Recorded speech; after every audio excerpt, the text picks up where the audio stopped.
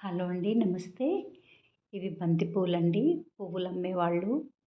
వాళ్ళకి మిగిలినాయని చెప్పేసి తీసుకెళ్ళమన్నారు. అయితే నేను తీసుకొచ్చాను. ఒక బియ్యం బస్తా నిండా ఉంటాయండి పువ్వులు. ఈ 2 కలర్స్ అండి. ఆరెంజ్ కలర్ అయితే ఫ్రెష్‌గా ఉన్నాయి.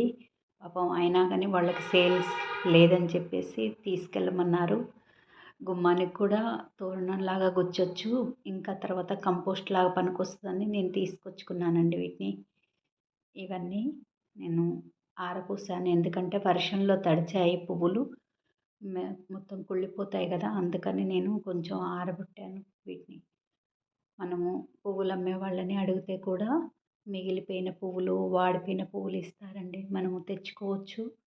ఇలా బంతి పూలతోని కంపోస్ట్ చేసి మనము మొక్కలకు అందిస్తే మొక్కల్లో వచ్చే డిసీజ్ ఉంటాయి కదా! ఎలాంటి మొక్కలకి సమస్యలు కూడా రాకుండా వేరుకుళ్ళు, వేరుపురుగు అలాంటివి రాకుండా కాపాడబడతాయండి మొక్కలు. బంతి ఆకులు, బంతి పువ్వులు మొక్కలకి ఎరువులాగా మనం వాడుకుంటే చాలా మంచి పెస్ట్ కంట్రోల్‌లాగా మంచి పనిచేస్తది. మీకెక్కడైనా సరే ఇలాంటివి దొరికితే మాత్రం తెచ్చుకోండి. బంతి మొక్కలు కూడా చాలా మంచిదే. ఇవైతే నేను ఈరోజు వీటిని మంచి పువ్వులన్నీ మాలగా కట్టి గుమ్మానికి వేస్తాను. ఆ తర్వాత ఎండిపోయిన తర్వాత మొక్కలుగా విత్తనాలొస్తే ఏం లేదు, లేకపోతే కంపోస్ట్. బాయ్ అండి.